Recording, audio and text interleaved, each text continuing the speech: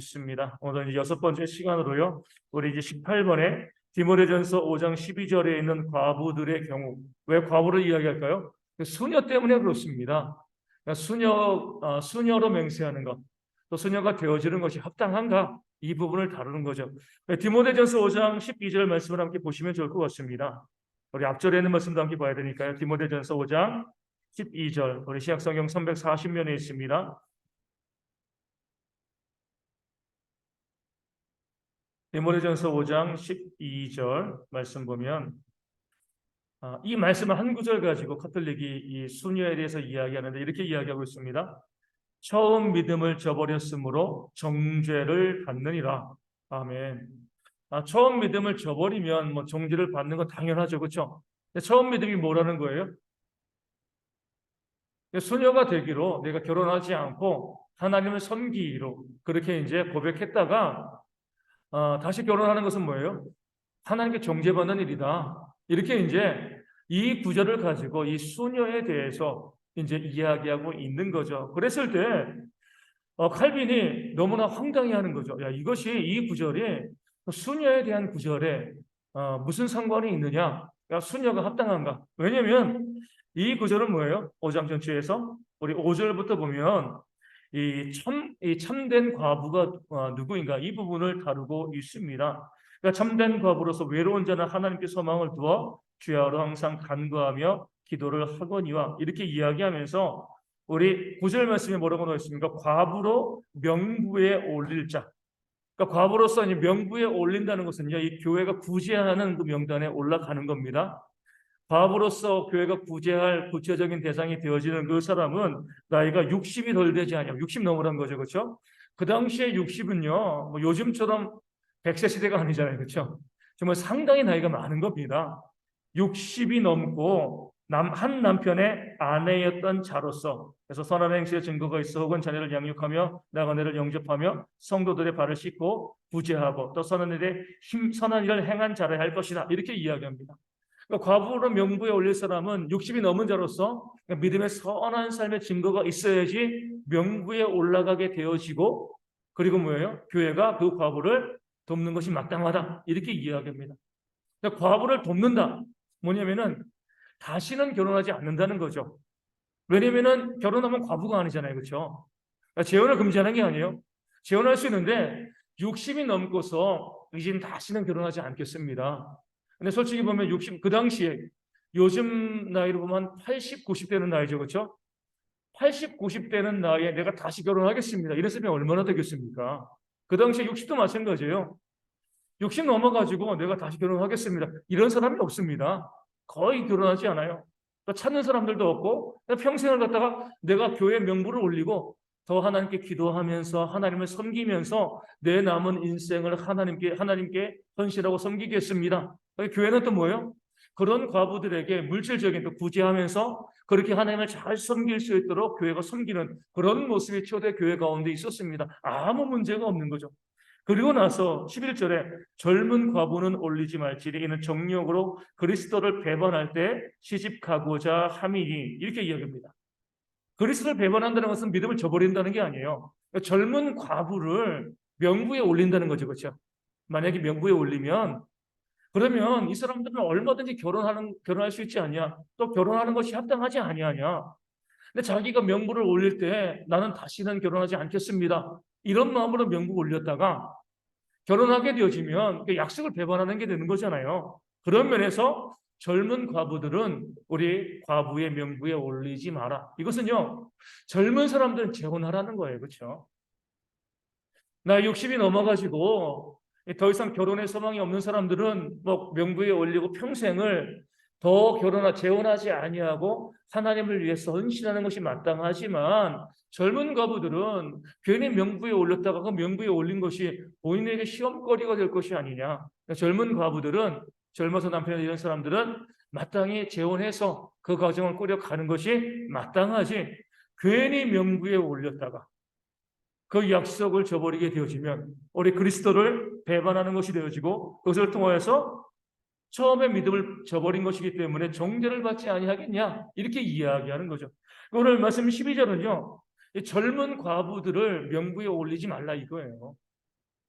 그리고 더 이상 결혼하지 않고요. 평생을 하나님께 헌신하기로 작정한 사람들은 누구예요?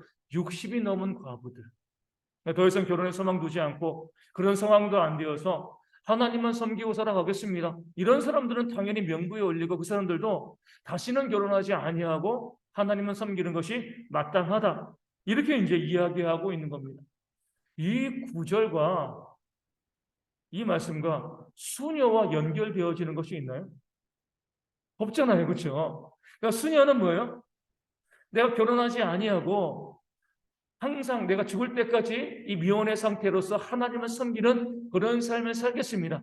이걸 교회는 누구에게 요구했다고요? 60 넘은 과부에게. 그렇죠? 그 대신 젊은 사람들은 어때요? 젊은 사람은 과부를 할지라도 재혼하는 것이 좋다라고 권면하고 있는 겁니다. 이런 원리에 따라가면 수녀의 제도를 요구할 게 없는 거죠. 젊은 여성에게 무엇을 이야기해야 돼요? 결혼하고 가정을 꾸리면서 그 삶을 살아가고 그 가정 안에서 하나님을 잘 섬겨라. 이렇게 이야기하는 것이 마땅한 거죠.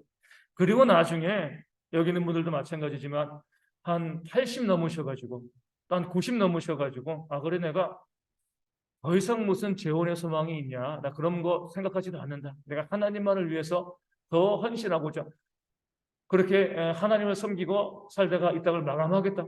얼마든지 그렇게 할 수 있는 것이지만 우리 젊은 분들은 요즘은 60도 젊잖아요. 그렇죠? 젊은 분들에 대해서 우리 교회에서 더 이상 결혼하지 마시고 평생 하나님을 섬기시며 그 지내라고 이렇게 요구할 게 없다는 겁니다. 우리 가끔가다 보면 이제 그런 분들이 있잖아요.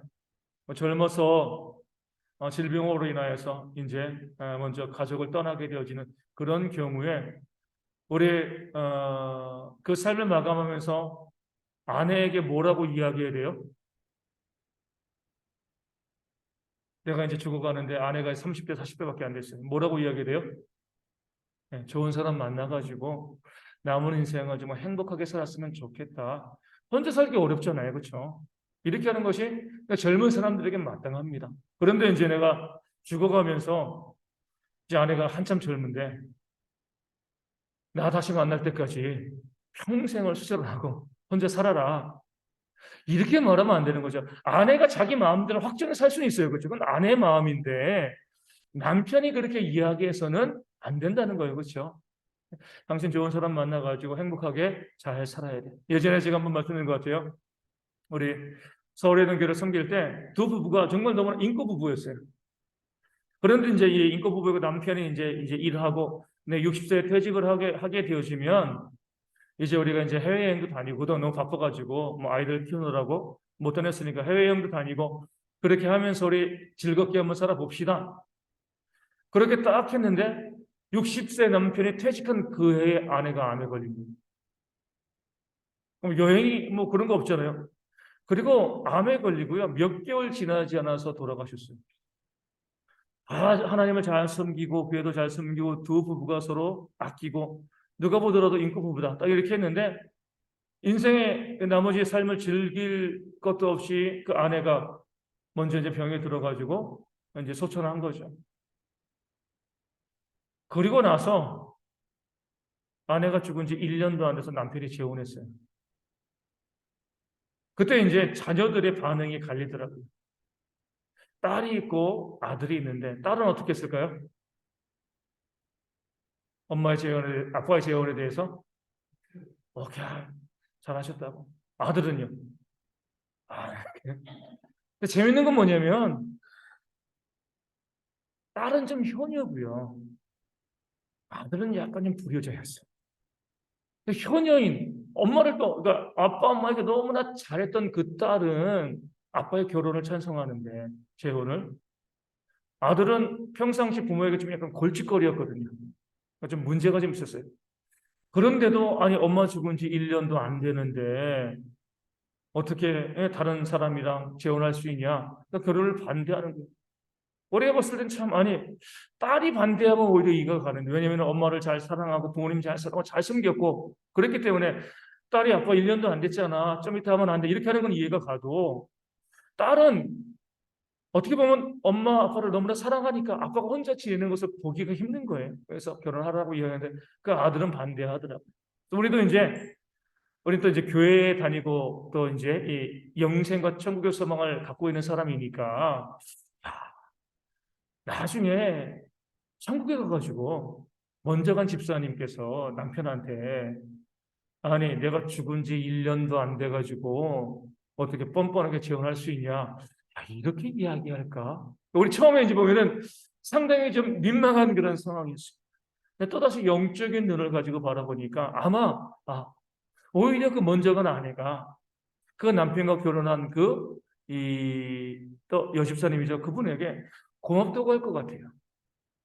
내 남편이 혼자 지낼 수밖에 없는 상황에서 당신이 결혼을 해줘가지고 함께 잘 섬기고 했기 때문에 너무나 고맙다. 우리가 이 땅의 삶을 통해서 바라보면 뭐 이런저런 뭐 이야기할 수 있지만 우리가 또 영적인 관점에서 보면 얼마든지 그렇게 이야기해 나갈 수가 있게 되어지는 거거든요. 그런 면에서 우리가 결혼하고 또 사별하였을 때 우리 재혼하는 문제에 대해서 우리가요 교회에서 적극적으로 권장해야 됩니다. 이 부분은 함께 살아가는 것이 옳은 것이죠. 그렇게 하지 아니하고 그냥 야 우리 믿는 사람들이 어떻게 재혼을 해 그런 게 어디 있어요. 우리 하나님 나라 가면 결혼하는 것도 시집 가는 것도 장가 가는 것도 없습니다. 더 이상 하나님 나라 가면 부부 아니에요 우리. 그렇죠? 다 하나님의 성도입니다. 이 땅에 있을 때 부모 자녀 우리 부부이고 형제이지 하나님 나라 가면 그런 거 없어요. 다 하나님의 백성으로 서로 한 성도로 머물게 되어지는 건데 그래서 그런 면에서 우리가 이 땅 가운데서 혹시 그런 일이 발생은 안 좋겠지만 어찌됐건 젊은 나이에 남편과 아내가 먼저 소천한 경우는요 원래 적극적으로 재혼하는 것을 교회가 또 막 미는 건 아니지만 그 재혼하는 부분들에 대해서 교회가 넓게 열어주고요 또 권장하고 권면할 수 있는 그런 모습이 있어서 함께 살아가는 것이요 하나님 것이 합당하고 아름다운 일이 되어집니다. 그만큼 교회는요 결혼에 대한 소중함을 갖고 있어야 돼요. 결혼에 대한 분명한 모습을 가지고 있어야 돼요. 그런 면에서 우리가 신부나 수녀나 결혼하지 아니하고 내가 평생을 하나님을 섬긴다. 이거는요 하나님께서 원하시는 그런 모습이 아닌 거죠. 지난주도 말씀드린 것처럼 영국에서 어떤 수녀가 47인가 48인가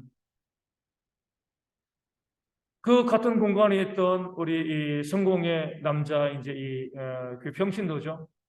같이 앉아서 차 대접하고 하다가 그 짧은 시간에 눈이 맞아가지고 결혼한 거잖아요. 그렇죠? 처녀 때부터 10대 때부터 수녀의 서막을 가지고서 결혼하지 않고 살아왔지만 하나님께서 보시기 원치 않은 겁니다. 그렇죠?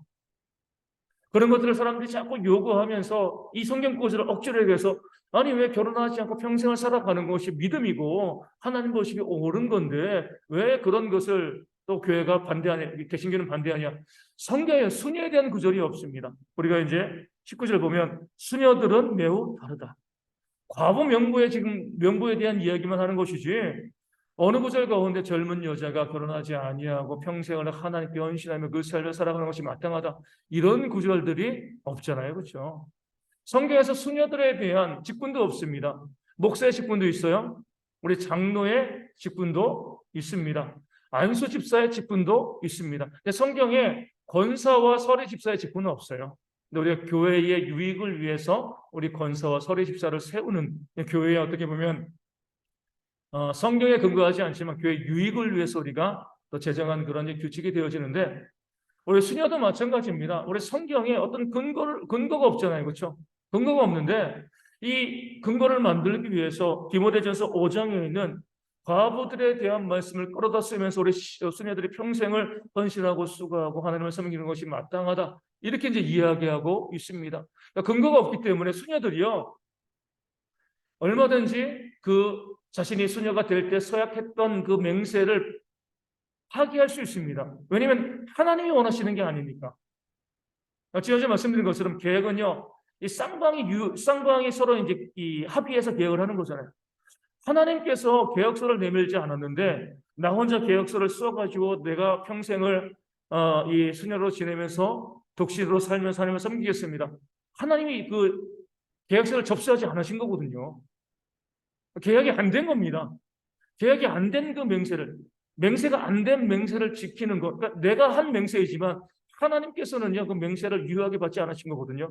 그 맹세를 지키는 것은 잘못된 거죠. 그렇죠? 그렇기 때문에 얼마든지 내가 수녀로 있다 할지라도 내가 결혼해서 가정을 꾸려가고 내가 믿음 가운데 이 혼인 생활을 만들어 가겠습니다. 그런 마음이 있으면은요, 그 계약을 파하는 데는 아무런 문제도 발생하지 않습니다. 그래서 우리가 카톨릭을 보면 가장 큰 문제가 뭐냐면은 이 너무 계급적이라는 거죠. 그렇죠? 얼마 전에도 우리가 작년 12월 31일 날 먼저 이 퇴임한 이 교황이 소천했잖아요. 그렇죠? 뭐 500 몇 년 만에 현직에 있을 때 퇴임한 그런 이제 이 교황이라고 하는데 쭉 보게 되어지면 너무나 신성시하잖아요. 그렇죠? 어떻게 보면 믿지 않는 사람들이 봤을 때도 높은 사람이다. 당연히 그렇게 이 사람들이 생각되어지고 그렇게 인식되어지는데 그 자체가 성경에 어긋난다는 겁니다. 교회 안에 높고 낮음이 없잖아요. 그렇죠? 그러니까 교회 안에서 높고 낮음을 만들면 그 자체로 하나님의 말씀을 어기는 거죠.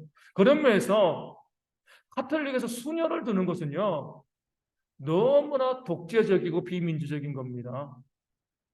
뭐 수녀들이 교양될 수 있나요? 주기경 될 수 있나요? 아무것도 못 됩니다. 주기도 못 되죠. 그렇죠? 평생 수녀예요. 평생 수녀. 그 계급 제도에서 가장 말단입니다.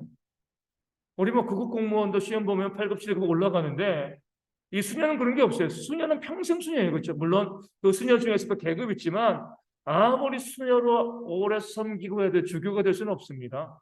신부가 되어줄 수는 없는 거죠. 늘 평생 보조자로서 그 삶을 살아가게 되어 있어요. 이런 제도를 성경은 어디 가운데? 성경에서 어디 그런 것을 용인하고 있는 데가 없잖아요. 우리가 카톨릭에 있어서 뭐 진리를 가지고 무엇이 옳다 그르다 이것을 따지기 전에 그들이 갖고 있는 그런 계급제도 자체가 비성경적이고요. 또 그 계급제도를 유지해야 되니까 뭐예요? 복장들, 예식들 이런 것들을 잘 만들어가고 발달시키거든요. 딱 보면은 저 사람은 저거 자체로 인해 가지고 어떤 계급에 있다. 어떤 지위에 있다. 이것이 옷에 입고 있는 복장에 다 나타나 있습니다. 그런 것들을 우리가 성경적이라고 바라볼 수가 없죠. 그래서 수녀를 제도를 만들어서 왜 수녀 제도를 만들었는가? 어떻게 보면 신부들을 섬기라는 거죠, 그렇죠? 뭐 종으로 일꾼으로 세우기 위해서 그것도 어떻게 보면은 이런 말하면 좀 그렇지만 값싼 노동력이잖아요, 그렇죠? 뭐 수녀들에게 돈을 얼마를 줘요? 월급 얼마 안 주거든요. 그냥 평생을 교회 가운데서 온갖 허드렛일 다 합니다. 그런 어떻게 보면 교회에서 부릴 수 있는 합법적으로 부릴 수 있는 종으로 만들기 위해서 그 수녀 제도를 만들고요. 그런 수녀들이 결혼하면 어떻게 돼요? 일꾼들이 줄어드니까 결혼 못하게 만든 겁니다. 결혼하지 말고 여기서 평생을 죽을 때까지 헌신하고 수고해라. 거룩한 이름으로 포장해서 하나님을 향해서 헌신하고 수고하는 그런 사람들이라고 하지만 결혼하게 되어지면 그 헌신의 자리를 떠나게 되기 때문에 결혼을 못하게 만들어 놓은 거죠. 그리고 이 말도 안 되는 구절을 가지고서 이게 바로 수녀의 기원이야. 성경에서 이렇게 이 수녀가 결혼하면 믿음을 저버리는 것이다. 이렇게 이야기하고 있지 않냐? 말도 안 되는 구절을 가지고서 그 사람들을 얽어매고 있는 겁니다. 그래서 우리가 하나님께서 원하시는 원리가 무엇인가 바라보면서 이 바른 것 가운데 우리가 신앙생활을 해나가야죠. 우리가 그렇지 않으면은요, 이단들도 그러고요, 카톨릭도 그러고 사람을 갖다가 얽어맬 수 있는 것들이 교회 가운데 너무나 많이 있습니다. 그러니까 거기에 우리가 매여서 우리가 진리 가운데 떠나가지고 잘못된 삶을 살아가는 그런 모습이 있으면 안 되는 거죠. 우리 20번에 보면 중요한 주제입니다. 허용할 수 없는 맹세도 지켜야 하는가? 우리 신제의 신랑과 신부와 또 수녀의 어떤 독신 맹세뿐만 아니라 우리 교회 가운데서도요, 허용하지 못하는 그런 맹세들이 있거든요. 그러니까 허용하지 못하는 맹세란 하나님께서 인정하지 않는 맹세인 거예요. 그렇죠? 그런 맹세를 우리가 지켜야 되는가? 예를 들어 가지고 교회 가운데 이럴 수가 있잖아요. 우리 교회는 이 장로가 되려면 1,000만 원을 내야 돼. 약속하고 장로될 수 있어. 그렇게 이제 맹세를 했어요. 그런 거 안 지켜도 됩니다. 왜요? 하나님께서 맹세케 하신 것이 아니거든요. 사람들이 한 거잖아요. 그렇죠? 근데 사람들은 하나님께 약속한 거니까 그것을 반드시 지켜야 돼. 우리 이제 서원도 그러잖아요. 내가 하나님께 약속한 거니까 반드시 지켜야 돼. 이렇게 이야기하는데 우리가 먼저 생각해야 될 것은요. 그 내가 서원한 것들, 맹세한 것들을 하나님께서 받으셨는가가 중요해요.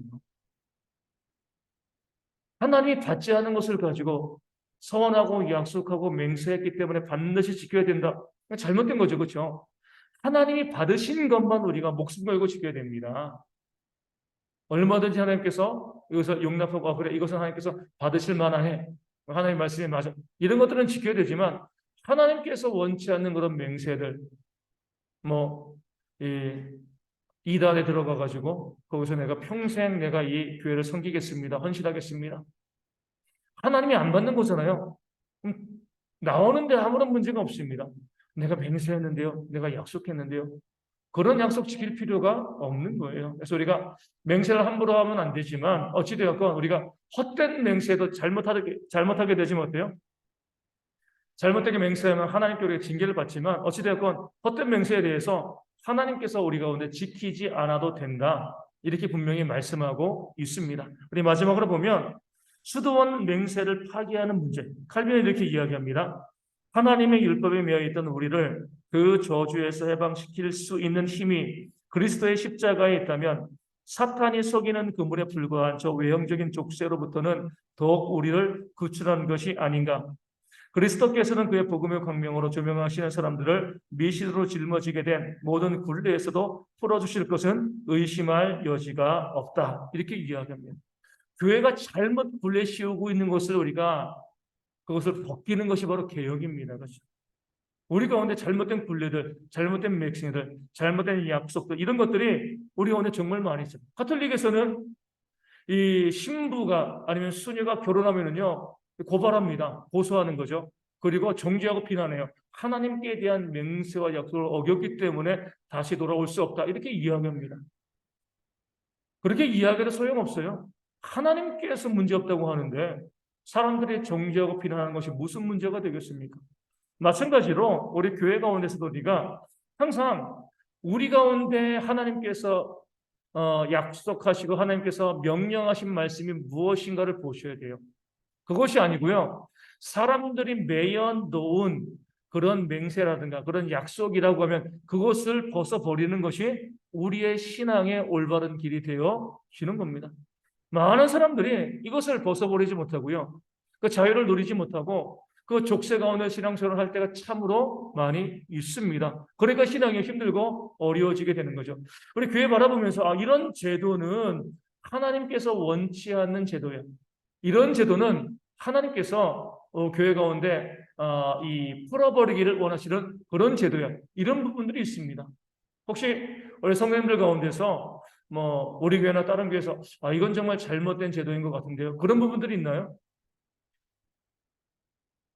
우리 신앙생활하면서 저희 교회도 있을 수 있고요. 다른 교회들 가운데서도 얼마든지 있을 수가 있습니다. 그런 제도와 그런 모습들이 교회 가운데 있는데 마치 그것을 진리인 것처럼 우리가 바라보면서 오래 살아가니까 우리가 신앙생활 가운데 누리는 그런 자유가 없는 거죠. 우리가 이제 자주 말씀드리지만 우리 교회 가운데서도 우리 11조도 마찬가지잖아요. 그렇죠? 11조는요. 우리 소득이 있는 모든 사람들이 하나님께 드리는 것이 마땅합니다. 그러니까 하나님의 우리 명령이죠. 하지만 우리가 이 11조라고 했을 때 그 11조에 대해서 내 소득의 10분의 1을 드리면 다 끝나는 것인가? 그렇지 않습니다. 우리 저에도 실린 것처럼 우리 가운데 소득이 많은 분들이 있잖아요. 그러면은요, 자신에게 12조, 13조 있는 것 하나님께 드리는 것이 마땅합니다. 소득이 적으면은요, 11조가 아니라 21조, 31조, 심지어 101조를 드려도 하나님께서는 기쁘게 받아 주시는 거죠. 물론 모든 성도들이 다 11조를 해야 되는데 내 형편에 맞게 하시는 거예요. 그래야 했을 때 많이 번 자가 많이 내고요. 우리 적게 번 자가 적게 내었을 때 교회 전반적으로 11조가 되어지는 겁니다. 근데 교회는요. 그렇게 하면 사람들이 다들 적게 내려고만 하기 때문에 11조를 제대로 안 내니까 무조건 11조를 내야 되고 11조를 내야지만 심지어 뭐예요? 구원받을 수 있다. 이렇게 이야기합니다. 11조를 내지 못하면 구원받을 수 없다라고 이야기합니다. 그럼 누구는 구원받지 못해요? 십자가의 한편 강도. 그렇죠? 거기서 예수님 믿고 죽었거든요. 뭐 봉사하고 헌신하고 11조 낼 기회도 한 번도 없었어요. 성경은 그렇게 이야기하지 않습니다. 오직 믿음으로 구원받는 거잖아요. 그런 면에서 우리가 교회 가운데서 너무나 당연하게 11조 내야지 내 소득의 10분의 1을 내야 돼. 그러면서 뭐에 이제 사람들이 어떤 논쟁을 하냐면 이런 논쟁을 많이 합니다. 소득을 어떻게 볼 것인가? 세 전인가 세 후인가? 이렇게 봅니다. 여기 논쟁을 하고 있고요. 그래서 어찌되고 사람들은 10분의 1만 내면 돼. 여기에서 이제 끝나버리는데 그게 아닌 거죠. 하나님께서 원하시는 것은 우리가 지난 수요일도 함께 나눈 것처럼 우리의 삶에 무엇이 있으면 돼요? 한 데나리온, 일용할 양식이 있으면 되는 겁니다. 일용할 양식 이상의 것은요, 다 하나님께서 원하시는 대로 쓰는 거예요. 내가 정말 버는 것이 일용할 양식의 전부이다. 그 이상 없다라고 하면 우리 하나님께 우리가 최소한도의 21조 헌금을 내시면 돼요. 일용할 양식 위에 정말 많은 것이 내 삶에 주어졌다라고 하면은요, 그것을 전부를 하나님께 드리는 것이 우리의 신앙이 되어지는 거죠. 한 데나리온, 일용할 양식만 있으면 되는 것이지. 내가 많이 벌었으니까 저희 이제 그런 분들 많이 봤습니다. 정말 돈을 많이 버시는데도 11조 생활 잘하십니다. 11조 딱 내요. 그리고 끝. 성경에 11조 내라고 했으니까 나 이것으로 끝. 더 헌신하지도 않고요. 그것으로 이제 자기가 할 모든 삶을 감당했다라고 이야기하는데 그것 자체가 보시기에는 잘못된 겁니다. 그렇죠? 그래서 우리가 교회 가운데서 우리가 뭐 11조도 그러고 봉사활동도 그러고 또 헌신하고 수고하는 많은 것들도 너무나 당연하게 생각되어지는데 이런 것들이 과연 정말 하나님께서 원하시는 제도인가 그렇지 않은 제도인가 이런 것들을 바라볼 수 있는 그런 신앙과 지혜도 저희 가운데 있어야 하는 겁니다. 아직도 어때요? 교회 가운데 보면 뭐 저도 이제 서울에 있는 교회와 경기도 화성에 있는 교회와 이 교회 평생을 다닌 교회가 3개밖에 안 되지만 아직도 보면 교회 가운데서 헌금을 바구니나 채로 걷는 그런 교회들이 있죠. 그렇죠? 그래서 우리가 당연히 그래라고 생각하기보다 이게 하나님께서 주신 성경의 원리에 맞는 것인가? 헌금은 뭐예요? 내가 자발적으로 하는 거죠. 그렇죠? 근데 내가 내 앞에 그런 바구니와 채가 오면 안 할 수 없잖아요. 그렇게 되다 보면 기쁨으로 자발적으로 헌신하는 것들이 안 되어지고 억지로 하는 것이 되어집니다. 그래서 우리가 그런 모든 것들도 교회 가운데 익숙하게 당연하게 행해지고 있는 모든 제도들이 과연 하나님께서 원하시는 제도이고 하나님께서 만드신 것인가 아니면 우리가 우리끼리 약속하고 하나님은 원치 않은데 우리끼리 맹세하고 그것을 행하지 아니하면 정죄하고 비난하는 그런 모습이 있다고 하면요 당연히 그런 부분들을 우리가 개혁하는 거죠. 바꿔나가는 그런 모습들이 우리 가운데 있어야 할 줄로 믿습니다. 그래서 우리가 교회 가운데서 우리 교회도 마찬가지죠. 항상 저에게 알려주셔야 돼요. 목사님 이것은요 하나님께서 보시기에 옳지 않은 것 같습니다. 이런 모습은 문제가 있는 것 같습니다. 언제든지 말씀해 주셔야죠. 그럴 때에 그것을 바꿔 나가면서 또 바꾸고 또 바꾸는 것이 하나님께서 원하시는 그런 참된 교회의 모습이 되어죠. 그럴 때 우리가 그렇게 바꾼다고 해가지고요 완벽한 교회가 될 수는 없습니다. 평생을 바꾸는 거죠. 또 바꾸고 또 바꾸고 또 바꾸고. 그래서 우리가 진짜 교회냐 개혁교회냐 그렇지 않은 교회냐 나누는 것은요 완성된 모습을 보는 게 아니에요. 계속 바꿔가고 있는가 계속 변경해 가고 있는가 이런 모습이 있으면 그 교회는요 온전해지는 교회고요. 바뀐 것이 없고요 도전하는 것이 없고 늘 그 모습 그대로 현상을 유지하려고 하면 그 교회는요 이 부패한 교회가 되어질 수밖에 없습니다. 그래서 우리 성도님들 해마다만 그러지만 항상 교회 가운데 이것을 이렇게 했으면 좋겠고 또 이렇게 변했으면 좋겠고 그런 부분들을 말씀하시고 또 함께 제안해 주심을 통하여서 좋은 교회, 온전한 교회로 이 대형교회가 세움받는 그런 역사가 있기를 바라겠습니다. 여기까지 함께 나눌 수 있도록 하고요. 우리 찬송하도록 하겠습니다.